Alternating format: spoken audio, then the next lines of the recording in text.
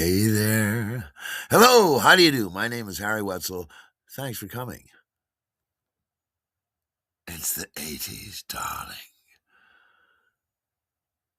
It is 1985. Glorious, warm night. I'm working at the Winter Garden Theater. I sell, you know what I sell. And I'm in the lobby there, and over in the lobby also, who's back but Cabiria? Standing at her headphone station. Yes. You remember that the headphone company would spirit away the headphone representative to a different theater and bring in another one, and then spirit them away to another theater and bring in another one. And then occasionally they'd come back, and Cabiria was back. And I was always thrilled because I always had a crush on her. And she was always so funny and so beautiful. And now that she's back, she looked exquisite. She had her hair in a French braid. Oh, and she had such perfect posture. She looked like a ballerina. She was just so magnificent and alluring. Yes. I kept on stealing glances over at her. I wanted to put my arms around her. I know. Anyhow, break came up, and it was just like old times. We went over to the local deli on 52nd Street and went across the street from the Winter Garden Theater and smoked dope across the street from the Winter Garden. Yes, it was fantastic. We sat and laughed, and we always had a fantastic time together. She's just a great, amazing, interesting individual. Yes. And so that night, after work, we went out for drinks. Oh, it was so wonderful. And here's the thing, Cabiria lives in my neighborhood. Literally, I live at 98th Street. Cabiria lives at 97th Street, down a block and over a couple of blocks, right there in the neighborhood. So that night, we went over and found a little pub in our neighborhood. Yes. And we sat down to have some drinks. Yes. And the drinks were flying. And so was the electricity. Yes. Oh, I had such a crush on her. And at one point, she even said, I like you. And I'm like, I already liked her well enough. Let's go. I'm like, I'll be your girlfriend if you want, you know? And then I remembered, of course, that's right. She's got a boyfriend. Of course, she's got a boyfriend. Yes, he came into the story from time to time. She'd mentioned him before. So I knew that he was part of the story. However, on the nice side of that, she didn't seem to be uh, particularly devoted to the guy. Right. And meanwhile, I didn't have a sweetheart because Beatrice and I were an off again, on again thing. And right now we were off again. So I was looking at Cabiria and I wanted to smooch her. I know. So we sat around, we had a few more drinks, and the electricity was flowing. And the next blurry thing before I realized what was happening, we were up in my apartment on the 9th floor. Yes. And so there we are. And I put on some music. I put on some Beethoven piano sonatas for the background music for when we were spending time together.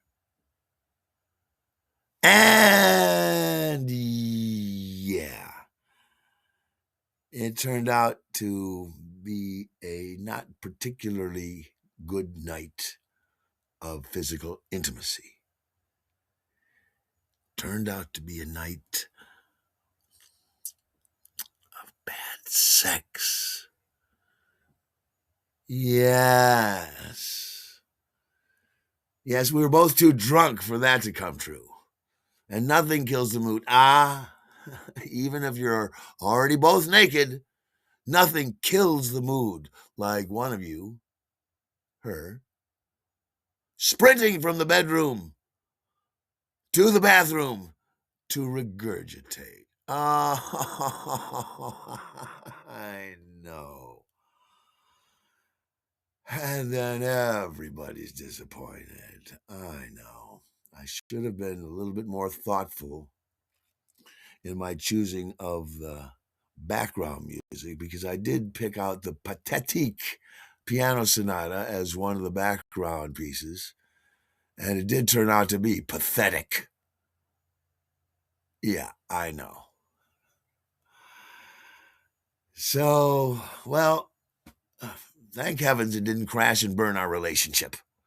Right, because next night at the Winter Garden, everything was fine. We went out on break. We went and got a snack. We went across the street in the evening across from the Winter Garden Theater and smoked reefer together. So it wasn't destined for Cabiria and I to be a regular thing. I mean, not as lovers. But it was destined that we were to be a regular thing as friends. So that's a win-win because uh, there's only so many failed romances. There's only so many lovers that didn't work out that you can even take. And so that is to say, before you're ready for further punishment. Yes. And you're ready for further punishment in relatively short order. Then you're going to go back out in the world and see how much trouble you can get in as quickly as you can. Now, here's the thing. Now, wait a minute. It wasn't that I was such a slut. I mean, I was, but it wasn't that I was such a slut. It was that we all were. It was the last days of the sexual revolution of the 60s and 70s, experiencing one last stretch before it curled up and died. Before the AIDS epidemic killed the sexual revolution of the 60s and 70s. We didn't hear the word AIDS until 1983 or so. And so by 1985, it was a real thing. It was going on, especially in Manhattan. It was a real thing on that island. It was. But it was still branded as a gay disease. So the heterosexual community thought we were safe. So, we would still get mixed up. We would still go out. We would still take risks because we didn't think it was as risky. And so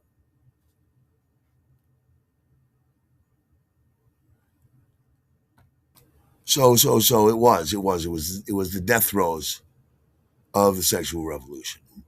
It was. But some of us still wanted to mix it up.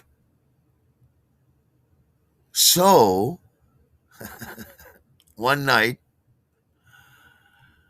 a warm night in 1985, I had my summer coat on. I had a lab coat that I wore as a summer coat.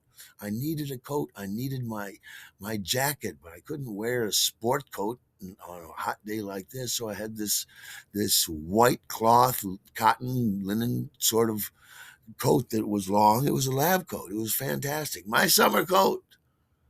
So we're standing in line. CT and Kooky Crazy Janie and me were standing in line in front of this fantastic, huge nightclub in New York City down on the Lower East Side called The World. Yes, The World. It was down there on 2nd Avenue or so. Yes. And we were going at all in the first place because CT knew somebody. And we were going to be able to get in without paying a cover charge or something like that. So we went.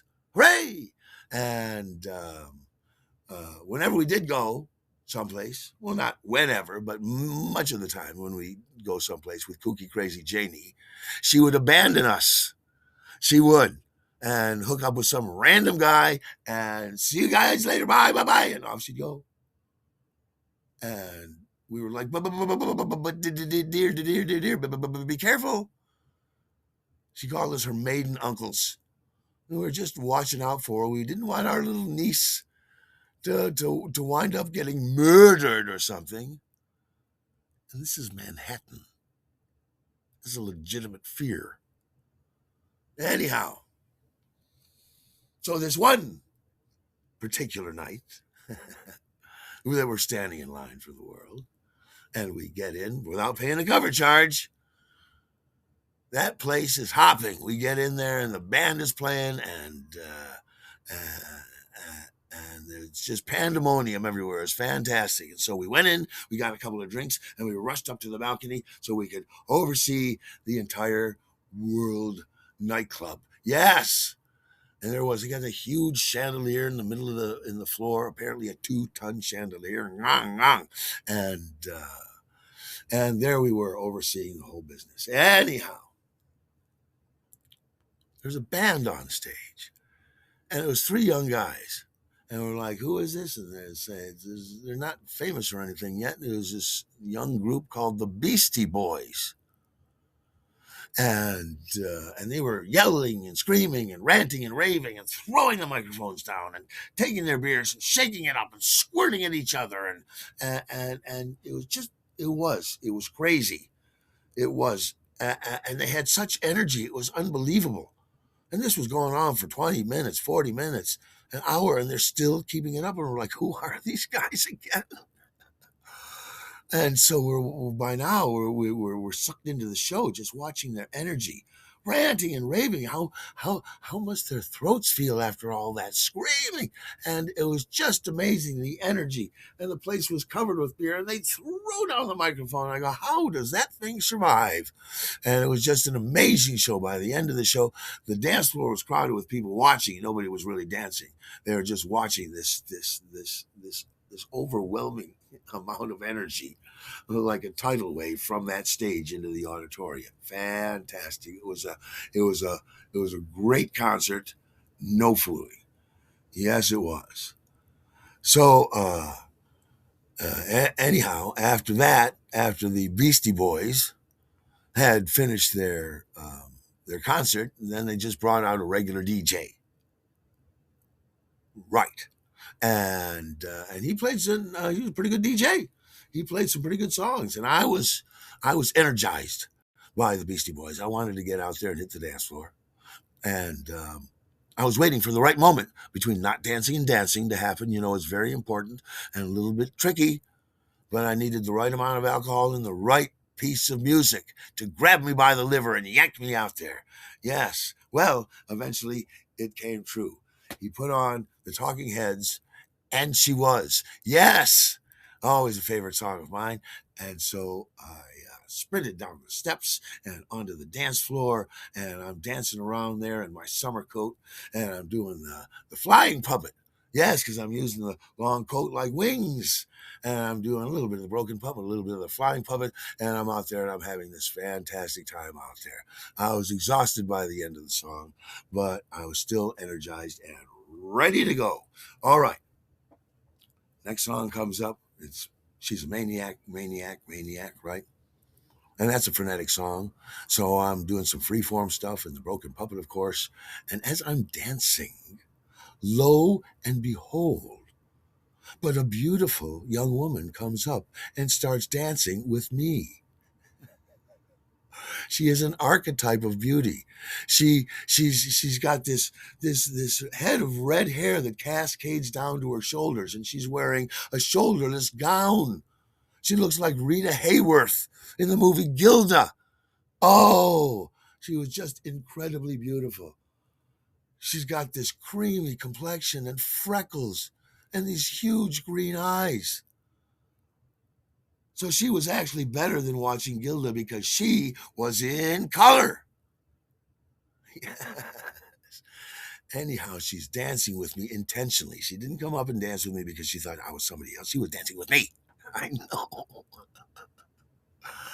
And so the song ends, and during the lull, she introduces herself. Her name is Wendy, and I'm like, oh, Wendy. I've always loved the name Wendy ever since I was 3 years old watching Peter Pan. Yes.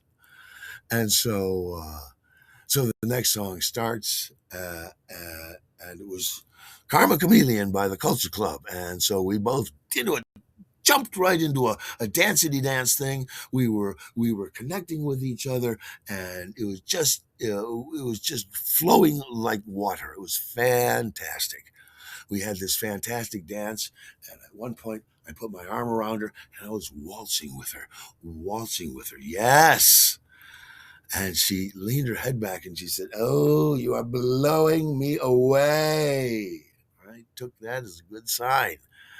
So we were dancing and dancing and dancing, and I'm gazing into her green eyes, and we're dancing. And the next blurry thing that I know, we're dancing in her apartment, and the music that we're listening to is in our heads. Yes, yes, yes, yes, yes, yes, yes, yes, yes. There was music in her beauty. There was music in the color of her hair. There was music in her creamy, freckled complexion, and there was certainly music in her rich, emerald green eyes. Yes, I got a chance to look at those eyes close up.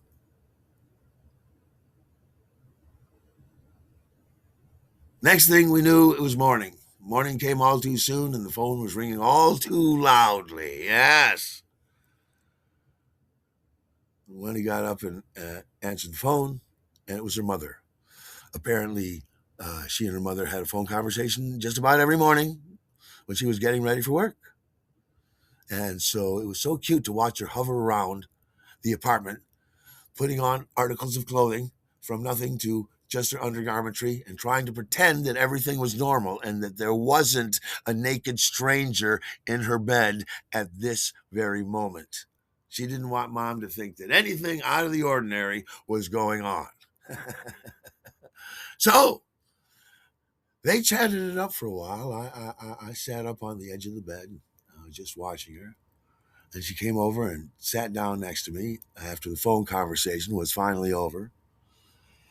And she looked over and gave me a smooch. And so I smooched her back. And so we started smooching a little bit. And then she said, don't get any ideas. I've got to get to work.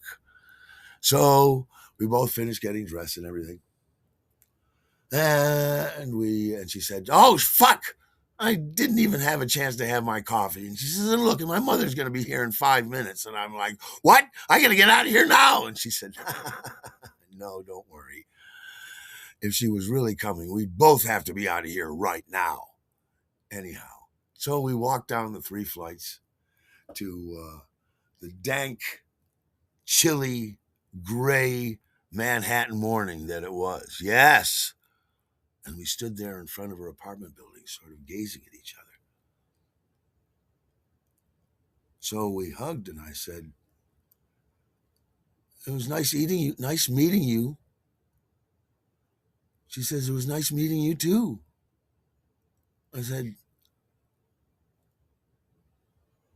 I didn't know what else to say. And imagine saying that after you've been lovers. Nice meeting you. Heavens, shades of Lisbeth. Yes. But isn't that a little bit odd? Isn't that overtly modern? Isn't that overly cosmopolitan? Isn't that oh so New Yorky? I don't know. Anyhow, so we smooched, we hugged.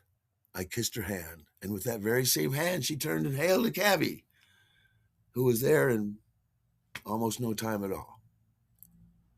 She got in the back of the cab, shut the door, and through the window she waved bye, and like the cabbie drove away, and like that, poof, they were gone. So it was oh so New Yorky. I mean, me standing there in front of her apartment while she drives away in a cab. And I'm like, I look at the apartment and I'm like, well, guess I'll walk home. On the walk home, it occurred to me I didn't get her number. She didn't get my number. We didn't exchange information at all, and we didn't make an arrangement to see each other another time. And I'm going, well, we were sort of in a rush to get out of the apartment, but did she think of it and choose not to? I don't know. And I wonder if we'll ever see each other again. And as a matter of fact, there were a couple of moments in the morning where I looked at her and I thought, does she even like me? Well, suffice to say, things went on, life went on, and I never saw her again. I know. And I never saw her again. And I never saw her again. Ainsha. Ainsha. Right. A word that I use all too often. Ainsha. And I never saw her again. A word that I used all too often for me to be happy about it at all. Yeah. Oh, well. Life goes on. Hey, if you have ever listened to the Beastie Boys in person, comment. Yes. If you've ever seen that energy, if you've ever been in the same room with that energy, comment, please. Yes. I want to thank you for coming along this journey with me. and I look forward to telling you what happens next.